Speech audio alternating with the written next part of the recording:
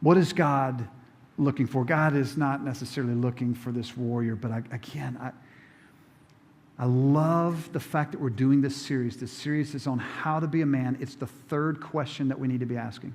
The second question that we're asking is, what is a man? But the primary question, the first question, the most important question is, why is there a man?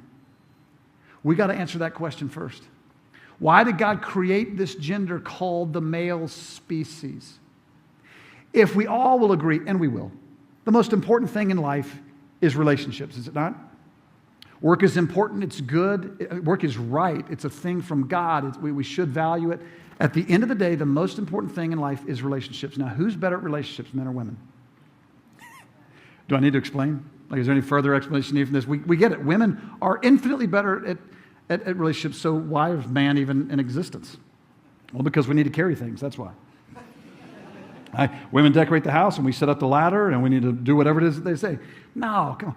Women put on display something about God, because in the beginning God created. He walks through all these days of creation, and then he creates and he prepares the earth to get it ready for his crown jewel, and that is mankind.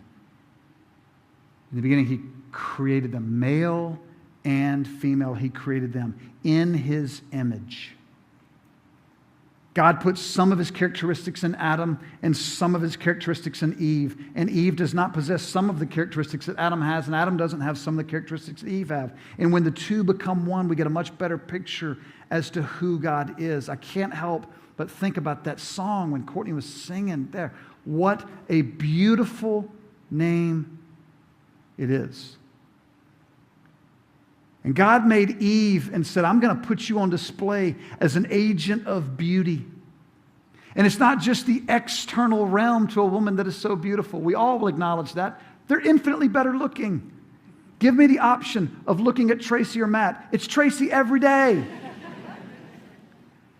God put women on the earth to put on display his beauty, but it's not just limited to the external of a woman. It's the way that she carries herself. It's the way that she speaks. It's the dignity and grace at which she operates.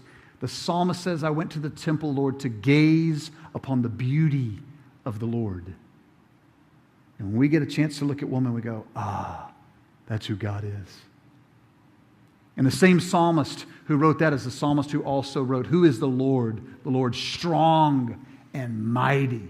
Describes him as a mighty warrior. And man was put on display put on the earth to put on display the power of God. And how does God render that power? What does he do with it? By laying his life down.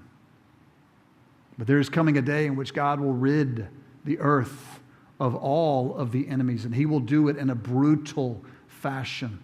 The Lord is beautiful and he is powerful.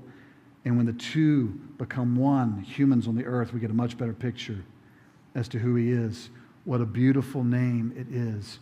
What a powerful name it is. The reason man was put on earth was to point to who God is. So how are you fulfilling your God-given role, man?